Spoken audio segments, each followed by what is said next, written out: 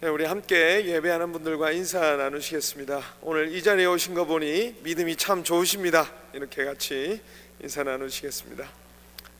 참 오늘 이 시간도 또 깊이 하나님 앞에 기도하고 또 말씀 앞에서 우리의 삶을 진정으로 돌아볼 수 있는 이 밤이 될 수 있기를 간절히 바랍니다. 오늘 우리에게 주신 말씀을 같이 읽겠습니다. 창세기 27장 1절에서 10절까지의 말씀입니다. 창세기 27장 1절에서 10절까지의 말씀, 오늘 우리에게 주신 말씀을 교독하여 같이 보시고 마지막 절은 같이 읽도록 하겠습니다. 제가 먼저 읽겠습니다. 이삭이 나이가 많아 눈이 어두워 잘 보지 못하더니 맏아들 에서를 불러 이르되 내 아들아 하매 그가 이르되 내가 여기 있나이다 하니 내가 이제 늙어 어느 날 죽을는지 알지 못하니 그런즉 내 기구 곧 화살통과 활을 가지고 들에 가서 나를 위하여 사냥하여 내가 즐기는 별미를 만들어 내게로 가져와서 먹게 하여 내가 죽기 전에 내 마음껏 내게 축복하게 하라.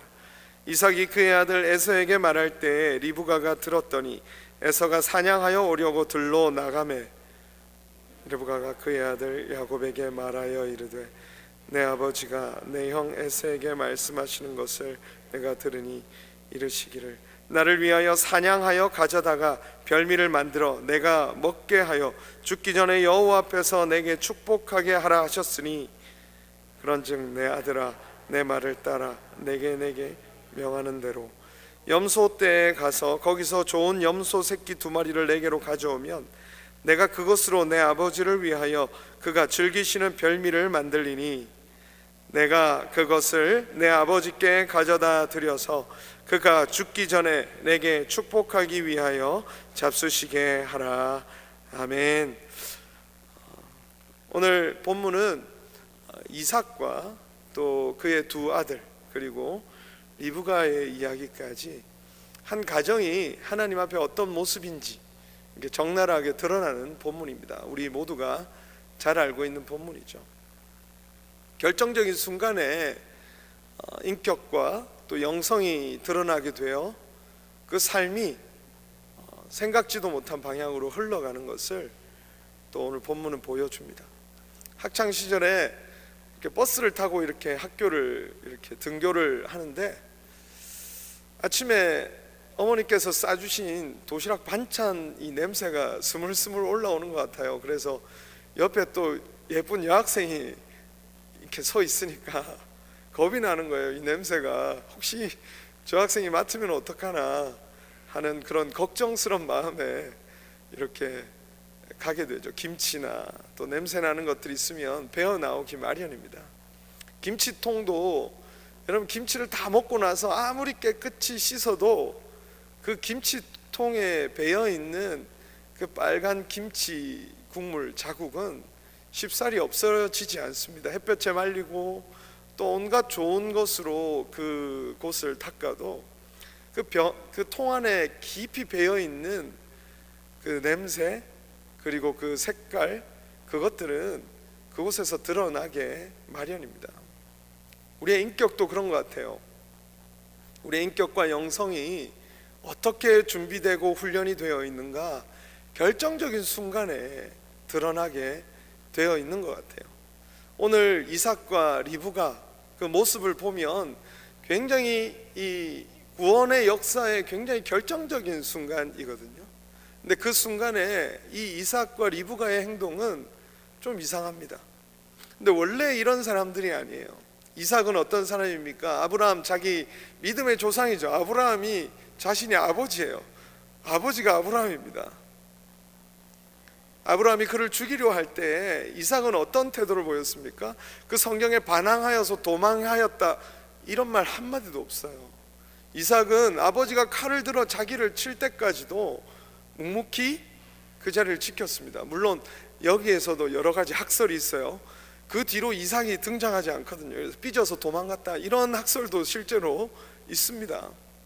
그러나 분명히 그 자리에서 보여주는 것은 예수님의 모습이거든요. 이삭은 예수님의 미리 보기입니다. 그리고 우물 때문에 싸우는 상황들이 있었죠. 그때도 이삭은 그 우물을 먼저 포기하고 그런 온유한 모습으로, 팔복에서 나오는 온유한 자가 땅을 기업으로 얻는다라고 하는 것에 또한 예표요 미리 보기가 되는 그런 사람 아니겠습니까? 리브가는 또 어떻습니까? 리브가가 이제 이삭과 결혼을 하기 위해서 엘리에셀을 보내죠. 다메섹의 엘리에셀이 아브라함의 종이거든요. 우리 이삭의 아내 될 사람을 좀 구해 오너라. 아브라함의 명을 받고 엘리에셀이 갑니다. 가서 기도하면서 가는 거예요. 하나님이 순적하게 만나게 해주십시오. 그런 여인이었으면 좋겠습니다. 제가 물을 달라 하는데 저만 물을 주는 여인이 아니라 제가 같이 데리고 온 약대 낙타 10마리에게도 물을 가져다 주는 그런 여인이면 하나님이 만나게 하신 줄로 알겠습니다 하고 그 자리로 가는 거죠. 근데 이 리브가가 실제로 그렇게 합니다. 물을 달라고 하니까 물을 줄 뿐 아니라 내가 이 약대도 물을 먹여줄게 하면서 가서, 여러분 낙타 10마리의 물을 먹이려면 얼마나 물을 많이 길러와야 되는지 아세요? 어떤 성경학자가 이걸 연구한 결과가 있는데 궁금하시면 나중에 저에게 찾아오시면 말씀드리겠습니다.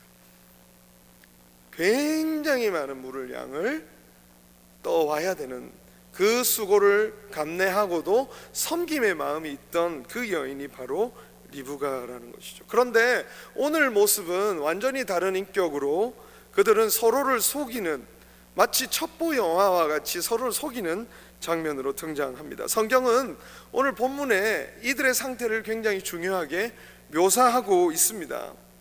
이삭이 축복하기 위하여 에서를 부르는 장면을 한번 보십시오. 1절인데요. 이삭이 나이 많아 눈이 어두워 잘 보지 못하더니 맏아들 에서를 불러 이르되 내 아들아 하매 그가 이르되 내가 여기 있나이다 하니 이삭이 이르되 내가 이제 늙어 어느 날 죽을는지 알지 못하니. 이삭은 나이 많아서 눈이 어두워 잘 보지 못하더라라고 성경에 기록하고 있을 뿐 아니라 자신도 이렇게 얘기합니다. 내가 이제 늙어서 어느 날 죽을는지 알지 못한다. 이삭이 이렇게 성경은 묘사하고 있고 본인도 스스로를 이렇게 말하고 있어요. 그런데 여러분, 놀라운 것은 다른 성경 인물들, 믿음의 조상이라고 불리는 사람들, 또 굉장히 중요한 신앙적인 역할을 했던 사람들 중에서는 이런 모습을 보인 사람이 한 명도 없습니다. 모세는 마지막까지 어떻게 표현하고 있죠? 그의 눈이 흐려지지 아니하였다라고 얘기하고 있습니다. 야곱은 축복할 때도 분명히 자기 아들 한 명 한 명을 불러다가 정확하게 하나님께서 그 한 명 한 명을 향한 뜻과 계획이 무엇인지를 알고 축복하거든요. 아브라함도 아까 이삭을 위한 아내를 데려오라고 할 때, 그리고 그 언약이 계승되는 그 모든 순간순간들 속에서 깨어있는 모습을 보여줍니다. 그런데 이삭은 내가 이제 늙어 어느 날 죽을지 알지 못한다 라고 할 정도로 그의 영혼이 어두워져 있음을 우리는 성경을 통해 알 수 있는 것이죠. 그는 분명히 나이가 많아서 눈이 어두워졌을 거예요. 그런데 성경학자들은 이것이 그의 눈만 어두워졌다라는 것을 얘기하는 것이 아니라 그의 영혼의 눈도 감겨있는 상태임을 보여주는 증거다라고 그렇게 얘기합니다. 실제로 그의 아들이 아버지를 속이잖아요. 아무리 여러분 형이 털이 많아서 이 양의 털을 가지고 이렇게 가서 형인 척 흉내를 낸다고 한들 자기 아들을 못 알아보는 아버지가 어디 있습니까? 그런데 이 이삭은 단순히 눈이 어두운 것이 아니라 영이 어두웠고, 리브가인 자신의 아내와 아들이 합작해서 그 일을 저지르는데도 그 모든 것을 눈치채지 못할 정도로 영적으로 어두운 상태였다라는 것이 오늘 성경의 기록이라는 것이죠. 사실 이 사건 이후로도 이 이삭은 여러분 족장들 중에 제일 오래 삽니다. 훨씬 더 많이 살아요. 실제로 180세에 죽게 되거든요. 훨씬 더 오래 살다가 죽습니다. 그의 눈이 떠져 있었다면 그의 삶과 그의 가문은 또 다른 모습이 아니었겠습니까?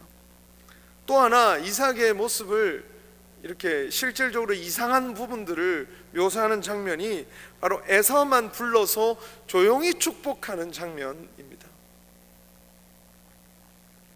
다른 구약의 인물들과도 그는 다른데요, 야곱도 실제로 48장에서 그가 병들어서 이제 죽게 되었을 때 특별히 요셉이 찾아옵니다. 그의 아들들과 함께. 요셉을 대신하여 두 아들이 그 지파에 포함이 되잖아요. 근데 그때도 똑같이 비슷한 상황으로 큰 아들과 작은 아들의 순서가 바뀌어요. 근데 이 야곱은 둘을 동시에 앉혀놓고 둘을 향한 하나님의 그 언약을, 또 하나님의 예정과 작정을 정확하게 표현해 줍니다. 큰 아들은 뭐고 작은 아들은 무엇인지. 그런데 오늘 본문에서 이삭은 야곱은 탁 빼놓고 에서만 불러다가 축복하죠. 그러나 우리가 이미 알고 있습니다. 여러분, 실제로 누구를 불러서 축복을 해야 되죠? 만약에 축복을 한다고 한다면 야곱을 불러야죠. 창세기 25장 23절 말씀입니다. 같이 한번 읽어볼까요? 시작. 여호와께서 그에게 이르시되 두 국민이 내 태중에 있구나. 두 민족이 내 복중에서부터 나누이리라. 이 족속이 저 족속보다 강하겠고 큰 자가 어린 자를 섬기리라 하셨더라. 어떤 자가 어떤 자를 섬긴다고요? 큰 자가 어린 자를 섬기리라. 이 말은 뭐예요? 야곱이 결국 장자가 되고 큰 자인 에서가 작은 자인 야곱을 섬기게 될 거다. 이것은 하나님께서 예정하신 일입니다. 언제부터? 어머니 뱃속에 있을 때부터 야곱과 에서가 누가 더 잘났는지, 누가 더 훌륭한지 이런 거를 전혀 알 수 없을 그때에 하나님의 계획과 작정이 그 가운데 있었던 것이죠. 그런데 하나님의 뜻과 계획과 상관없이 자기 입맛대로 축복하고 있는 것입니다. 개인과 기분과 감정에 따라 자기가 하나님이 마치 된 것처럼 그 상황에서 굉장히 공적인 자리임에도 불구하고 개인의 생각대로 또 일을 하는 모습이 되는 거죠. 세 번째로 이 야곱이 보이는 결정적인 문제적 장면은 바로 몰래 축복을 하면서도 그것을 무엇과 바꾸는, 마치 거래하는 듯이 하거든요. 음식하고 바꾸죠. 음식하고 마치 거래하듯이. 4절 말씀입니다. 내가 즐기는 별미를 만들어 내게로 가져와서 먹게 하여 내가 죽기 전에 내 마음껏 내게 축복하게 하라. 네가 맛있는 음식을 가져와서, 그것도 어떤 음식? 내가 즐기는 그 별미를 만들어서 가져오면 내가 그것을 먹고 마음껏 내게 축복해 줄게. 이걸 마치 조건적인 거예요.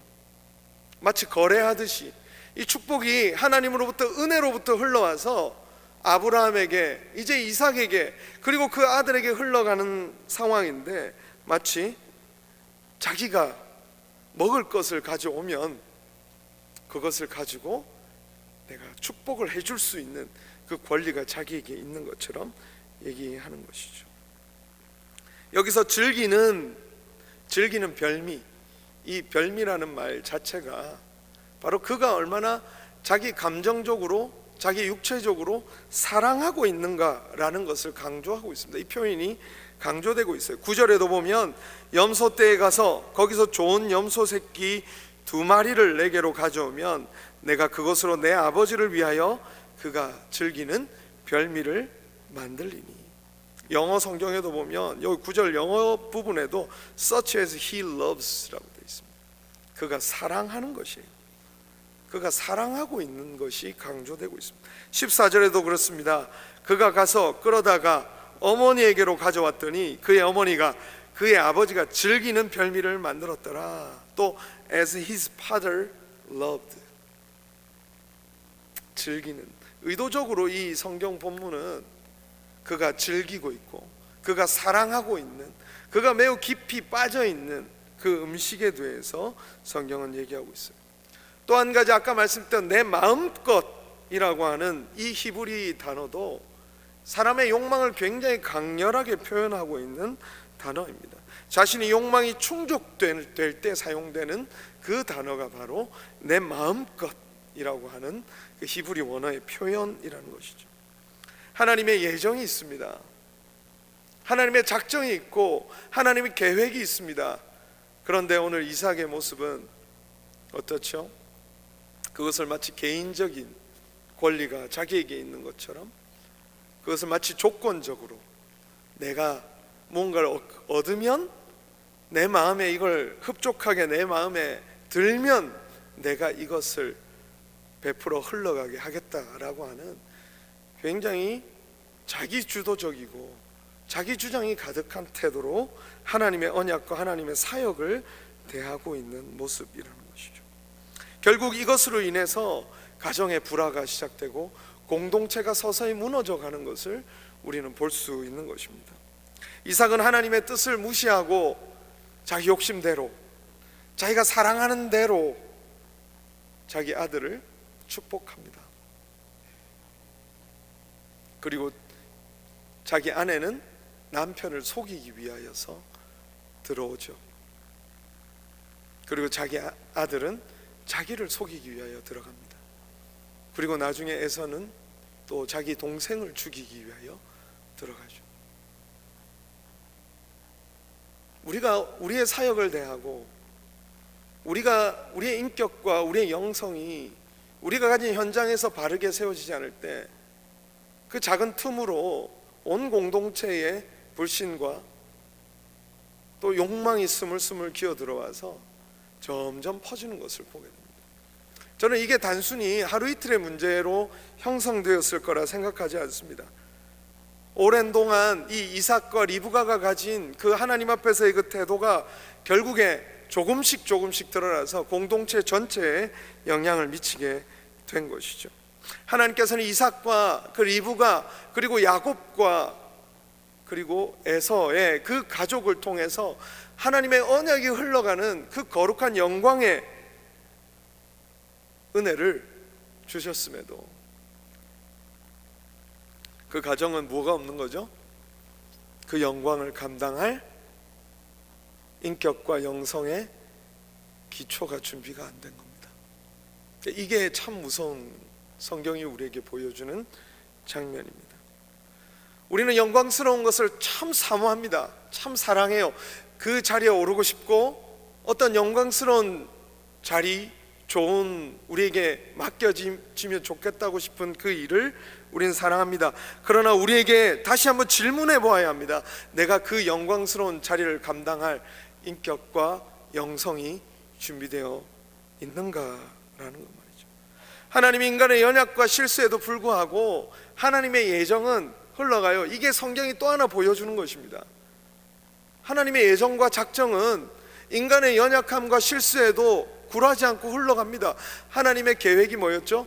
야곱이 결국 장자가 될 거라는 하나님의 작정이죠. 그것이 에서가 그 욕심으로 이삭이 자기 욕심으로 자기 마음대로 휘두르려고 한다고 해서 그 역사가 바뀌었습니까? 바뀌지 않거든. 인간의 욕망과 인간의 이기심과 불완전함에도 불구하고 하나님의 계획은 계속 흘러갑니다. 사람들의 잘못된 선택과 갈등 속에서도 하나님은요 굴하지 않아요. 하나님이 작정하시고 계획하신 그 일을 이루어 가십니다. 하나님은 우리의 모자람에도 절대 실패하지 않습니다. 그것을 굉장히 중요한 하나의 흐름으로 이것이 이 본문에서 제공하고 있습니다. 그러나 우리는 또 하나 중요한 교훈을 여기서 얻어야 합니다. 그렇다고 하나님께서 이런 방식을 기뻐하시는 것이 아니라는 겁니다. 가룟 유다가 예수님을 팔았다고 해서 가룟 유다 때문에 예수님이 십자가에 죽으실 수 있었고, 그러니 결과적으로 우리가 구원을 얻을 수 있었어. 그러니까 가룟 유다는 칭찬받아 마땅해. 여러분 어떻습니까? 이 논리가 맞나요? 틀린가요? 여러분 잘 아시죠? 이건 도마복음의 내용입니다. 옳지 않습니다. 여러분 성경은 오히려 가룟 유다가 아예 태어나지 않았으면 좋았을 뻔했다.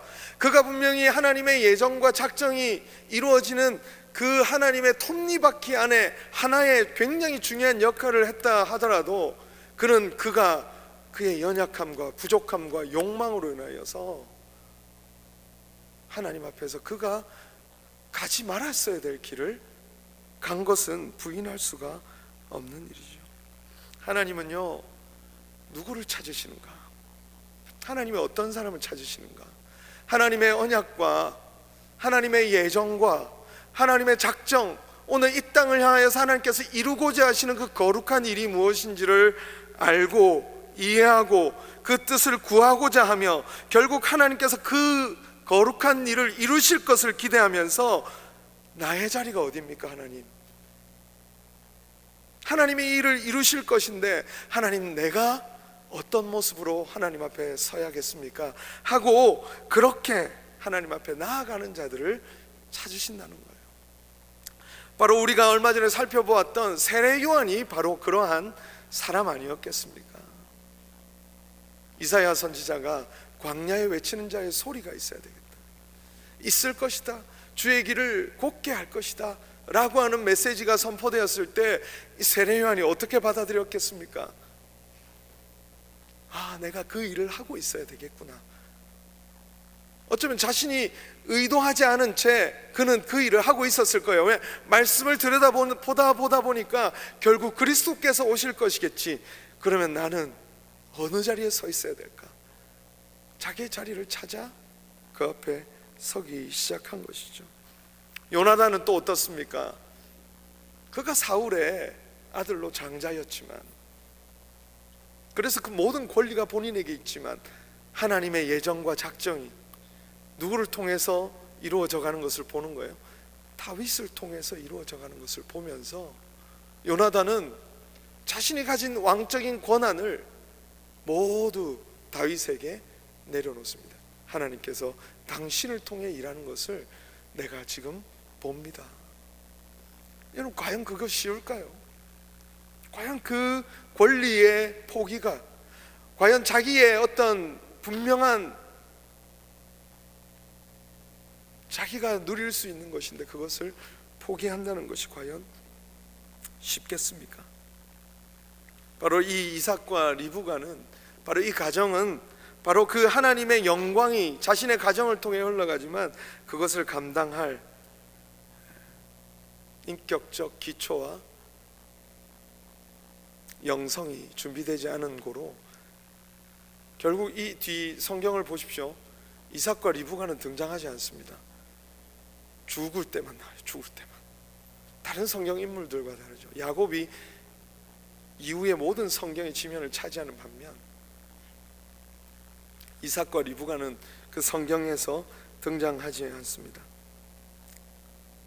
우리가 그렇게 우리에게 주어진 자리, 바로 인격과 믿음의 기초 없이 우리의 자리를 감당한다는 것은 때때로 너무나도 두려운 일입니다. 많은 사람들이 소명을 받습니다. 부르심을 받아요. 그리고 그 자리가 하나님께서 나를 부르신 줄을 알고 믿음으로 섬겨갑니다. 근데 그 다음에 안 되는 거예요. 그 소명을 하나님께서 더 개발하고 더 아름답게 세워가시며 그 현장에서 정말 인격과 영성으로 그 무게를 감당할 사람으로 세우기를 원하시는데 거기까지 나아가지 못하는 것입니다. 사울 왕을 보십시오. 처음에 다른 사람 키가 머리 하나가 더 있을 정도로 크고 그는 왕다운 면모를 보이는 사람이었습니다. 그럼에도 불구하고 나중에 결국 그 영광의 무게를 견디지 못한 채로 하나님이 그를 버렸다 라고 하는 그 안타까운 현실을 맞이하게 되지 않습니까? 사랑하는 여러분, 오늘 이삭이 하나님의 은혜를 대하고 자신에게 맡겨진 그 자리를 대하는 방식을 떠날 수 있기를 바랍니다. 자기 기분대로, 자기 즐거움대로, 자기가 원하는 대로 그것에 가까운 모습으로 그 자리를 감당하는 것이 아니라 하나님께서 오늘 자신에게 부르신 그 부르심의 길 앞에서 어떻게 더 이 일을 감당할 수 있을까? 두렵고 떨림으로 더 공부해야 됩니다. 주의 말씀을 더 깊이 들어가야 됩니다. 어떤 일을 결정할 때 그 일이 어떻게 풀려져야 하는지 성경을 통해 더 깊이 이해할 수 있는 자리로 들어가야 우리는 우리의 선택이 우리의 개인의 욕망과 의식과 의도대로 흘러가지 않고 주님이 기뻐하시는 대로 그 자리를 풀어가는 자로 설 수 있는 것입니다. 이삭은 일상에서 자기의 즐거움대로 자신의 삶을 내어놓았던 것입니다. 이것은 단 한순간에 이루어진 일이 아니라 일상 속에서 늘 결정하고 늘 움직이던 대로 결정적인 순간에 본인에게 진정 믿음으로 하나님의 언약이 흘러가야 될 그 순간에도 자신이 평소에 늘 하던 방식과 똑같은 방식으로 그 언약을 대하고 그 사역을 대하고 그 중대한 일을 대하고 있는 것이죠. 사랑하는 여러분, 오늘 우리가 가진 이 자리들이 생각보다 무거운 자리입니다. 성도라는 이 이름을 얻는 것, 우리는 은혜로 얻어서 모든 것이 은혜입니다 고백하지만 하나님께서 은혜로 주신 이 자리를 또 실제로 이 세상에서 감당해 나가는 것은 결코 가벼운 일은 아닙니다. 훨씬 더 큰 영광의 무게를 가지고 우리의 삶을 지탱해 나가는 것이 매우 중요합니다. 다윗을 평가할 때 유진 피터슨이 이렇게 평가하더라고요. 다윗은 이미 왕업을 수행하고 있었다. 사울이 되기 전에, 사울이 이미 왕이 있을 때에도 진짜 왕은 누구라는 거예요? 다윗이 실제로 왕이 하는 일을 그가 하고 있었다라는 것이죠.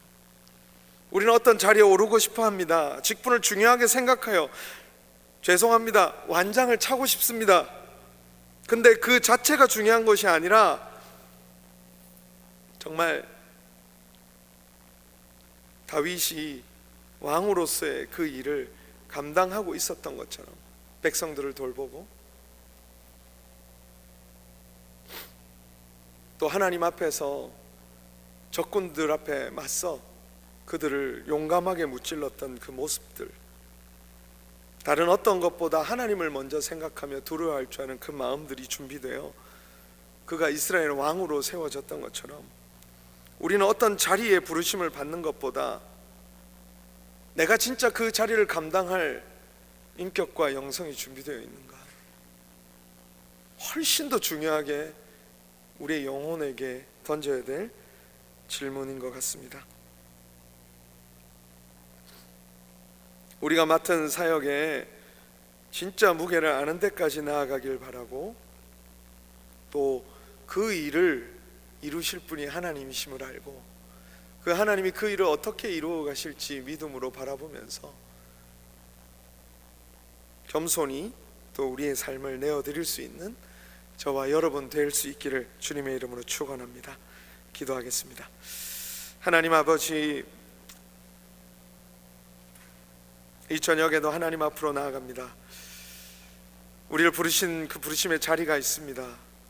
이삭은 그 자리의 무게를 감당하지 못하는 인격과 영성으로 온 공동체를 어둠 가운데 빠지게 만드는 그런 자리에 설 수밖에 없는 사람이 되었습니다. 하나, 오늘 우리도 맡겨지고 맡은 많은 일들이 있습니다. 하나님, 그 일을 감당할 수 있는 믿음과 또 인격과 영성을 허락하여 주셔서 결정적인 순간에 그것이 드러나 모든 일을 그르치는 자들이 아니라 늘 일상에서부터 하나님께서 우리에게 준비시켜 가시는 그 믿음대로 준비되어 가장 아름다운 모습으로 하나님 앞에 쓰임받을 수 있는 우리 공동체와 우리 한 사람 한 사람 될 수 있도록 붙잡아 주시옵소서. 우리가 기도의 자리로 나아가기 원합니다. 우리의 기도를 이끌어 주시고 그 기도가 응답되는 아름다운 은혜의 역사 누릴 수 있는 이 밤이 되도록 이끌어 주시옵소서. 감사를 드리며 예수님의 이름으로 기도합니다. 아멘. 우리 같이 찬양하기 원합니다. 오늘